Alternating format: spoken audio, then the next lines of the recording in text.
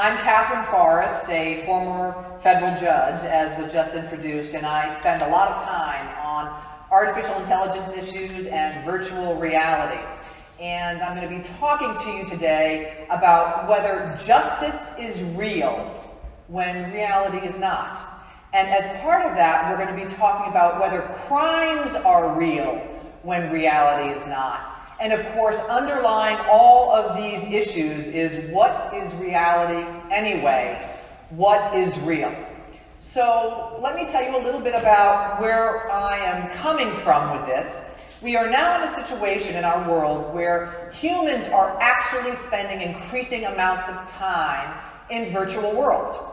And we all bring to our lives every day a sense of what's right and what's wrong, what's moral and what's immoral. But what kinds of views do we have in terms of how we act and what we think of as normative and acceptable behavior in virtual worlds? So who is going to decide the rules in these virtual worlds as we spend more and more and more time in them? Because I promise you, we will be spending more and more and more time in them. And who is going to enforce those rules? What will the rules be? Who's going to decide them? And who's going to enforce them? Are we going to have our rules, our morality, our crimes, our laws, our punishment decided by customer service representatives of the designers of game platforms? These are the questions that are important for us to deal with now.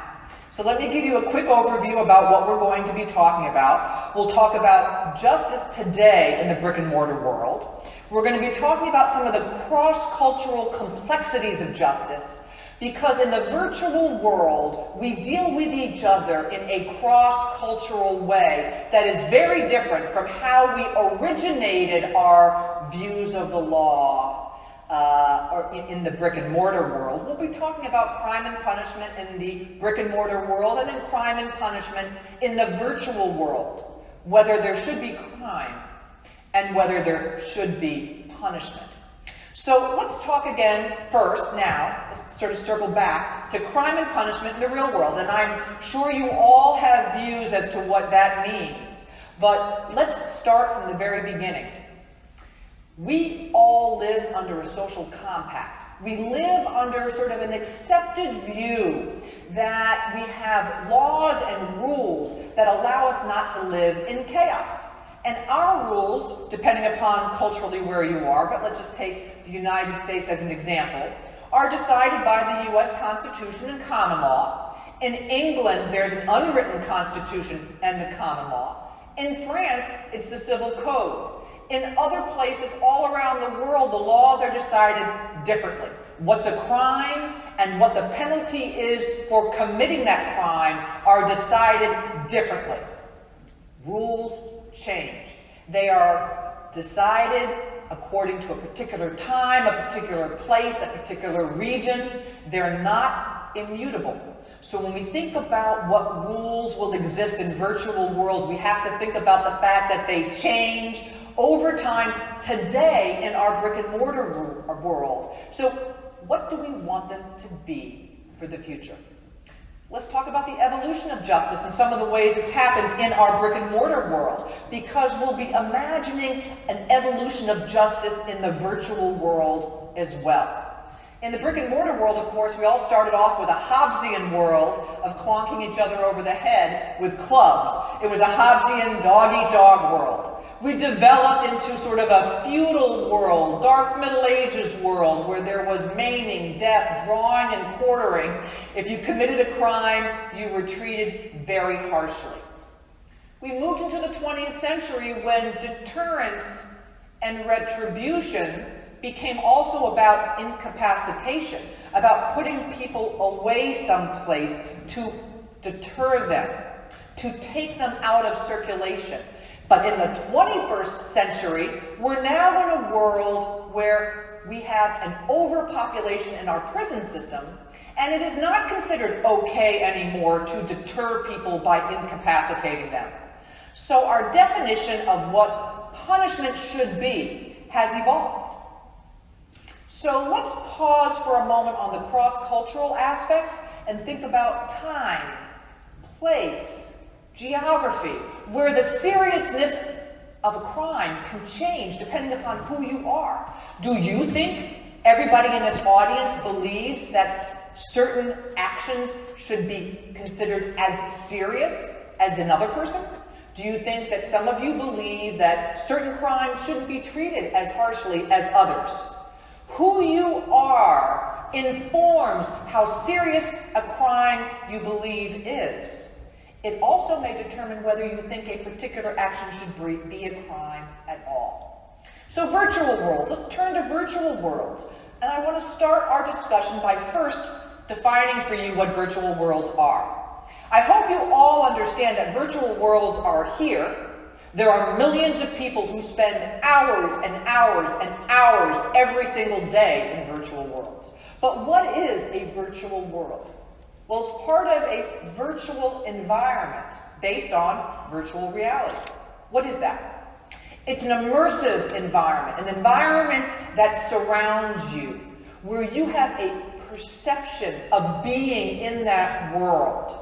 Often now with a headset or with a tethered headset with your computer. But it's a world in which you can feel something. You are participating in something. You're not watching a television screen. You're actually acting and interacting in that world, and that happens today. Experiences can feel real. The biggest companies in the world are investing billions and billions of dollars in this virtual world, the metaverse. And if you think that's money thrown away, I tell you that there is a view that you will all be spending time in that virtual world, more time than you can imagine. So the question is, what do you expect in terms of fairness? What is the concept of fairness in that world? Now, many people believe that virtual worlds are simply gaming. They're not just gaming. If you think they're gaming, then you've got an old-fashioned view in your mind. Virtual worlds today can be places of social interaction, where you form relationships, where you go to clubs, where you have musical events, where you see movies together, where you interact with people, where you have actual political protests, political discussions. Those experiences are real. You have an actual social experience. You actually hear the music. You actually watch the film. You actually form relationships. You can acquire land. You can participate in an economy where you can transfer money and value between the virtual world and the brick and mortar world. That happens today. All of that happens today. But there are also aspects of the virtual world that are not as positive. As in the brick and mortar world, in the virtual worlds today, there's theft. There's harassment. There are forms of gender bias, racial bias, bias based upon national origin, political position. You can actually today have a variety of experiences that are akin to what you might have in the brick and mortar world that may feel real to you and be real. Your land can be stolen, your things can be stolen, your money and things of value that you could convert into the real world, the brick and mortar world, can be taken. Your social relationships can be interrupted. These things can and do happen today in virtual worlds. What are some of these virtual worlds, just for those of you who may not be as familiar with them? Minecraft is one. World of Warcraft is one. EVE Online is one. Second Life is one. Sims is one. If you go on right now to a variety and you just look it up in Wikipedia, you can find dozens of them. There are so many, and so many of the ones that I've just mentioned to you are well known, but frankly, old. You know, you're better off going to some of the anarchy servers than you are in going to the regular servers if you want to find out what's really happening. But people are investing time, they're investing money, they're investing their emotions today in these virtual worlds. So why do we want to understand justice? Well, one thing that we know for sure is that in virtual worlds, people bring out of the virtual world into the real world certain experiences. For instance, PTSD today, one of the ways of treating it is through immersive virtual environments. Why? Because when you are in that immersive virtual environment, you're being treated in a way that will translate for you back into the real world. It will translate into a hopefully persistent experience in the brick and mortar world. It means that what is happening in a virtual world is, in a sense, that's very real. So if a crime is committed against you in a virtual world, if something is taken from you in a virtual world, that can also be quite real. So today, one of the primary ways that people experience virtual worlds is through avatars, a representation that you make, and people spend a lot of money on avatars. They buy things for them, they have particular kinds of hair and styles and gadgets. They may be in that virtual avatar. They may be a different gender. They may be a banana. They may be something entirely different. They may be a ghost. They may look just like themselves. I will tell you right now that there will be telepresence and something that will look like you if you choose it, that you will be able to have in your virtual world within the next 5 to 7 years. You will not have to go through a cartoon character. You will look like you. Will you care if somebody walks up to you and harasses you? Will you care if somebody tries to kill you in the virtual world? Will you care if somebody tries to steal your land in the virtual world? Well, maybe you think it's sort of a fake game. But what if you spend 12 hours a day in it and that's the way you earn your living? Because there are people today who do that. They make thousands and thousands of dollars in the virtual world that they then translate back into the other world. So there are crimes today that we know of. There are real crimes like money laundering that occurs in a virtual world that come back into the real world. And real crimes like theft and real crimes like harassment, etc., etc. And so we have to ask ourselves, what do we want in terms of fairness and justice in these new worlds?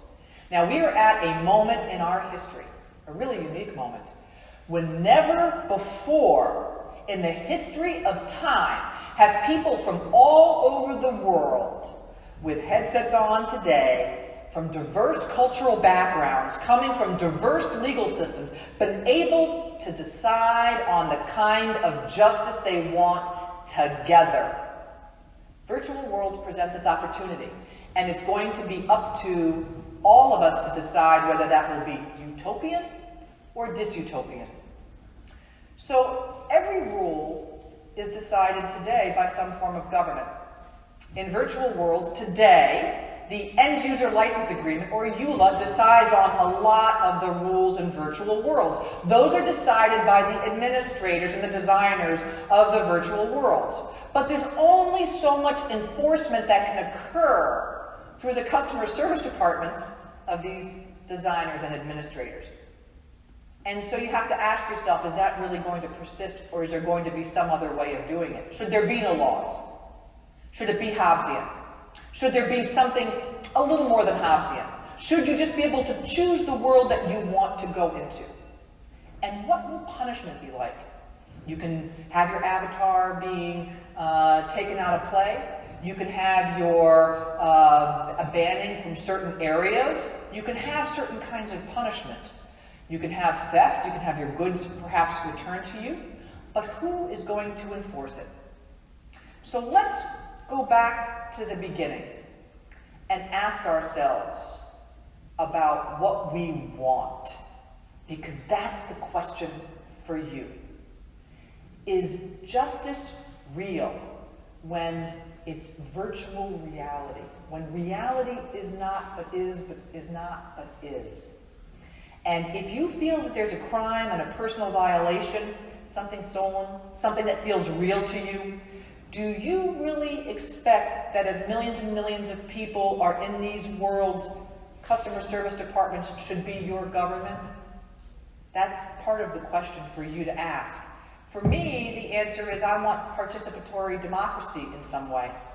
I want to know what the crimes are. I want to know what the penalties are. I want to know what kind of punishment is there. I want to know what kind of redress rights or appeal rights I have.